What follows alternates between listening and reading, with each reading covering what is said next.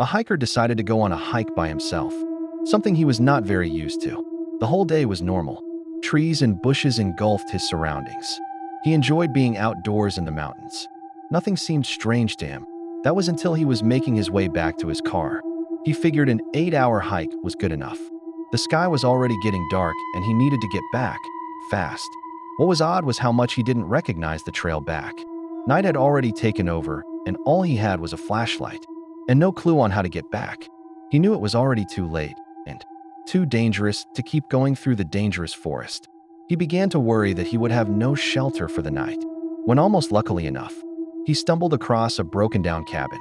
It was dark and seemed like no one had visited it in years, but he knew it was the only place where he could rest until daylight, especially since his flashlight was running out of battery.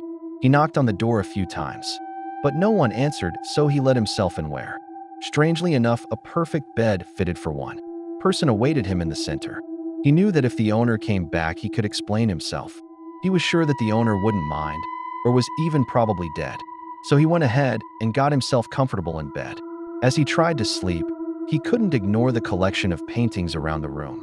Portraits of strange-looking people, all peering at him, each wearing a smile that sent chills up his spine.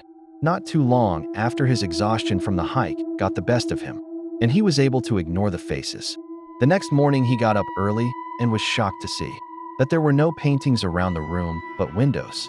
The hiker sat up in the bed, heart pounding. The morning sun filtered through the windows. Wait, windows? He blinked, rubbed his eyes, looked again. There was no mistake. Each spot on the wall where a portrait had hung was now a grimy, dust-lined window pane. He stepped closer to one and froze. There were no people outside, but there had been. In every window set at just the right height, the faint outline of a face lingered, like condensation from someone breathing on the glass overnight. Each one was still smiling, still watching. He backed away, breath shallow, and turned to leave. But the door he came in through wasn't there anymore. Just another window fogged with a fresh smile. Remember to like and subscribe.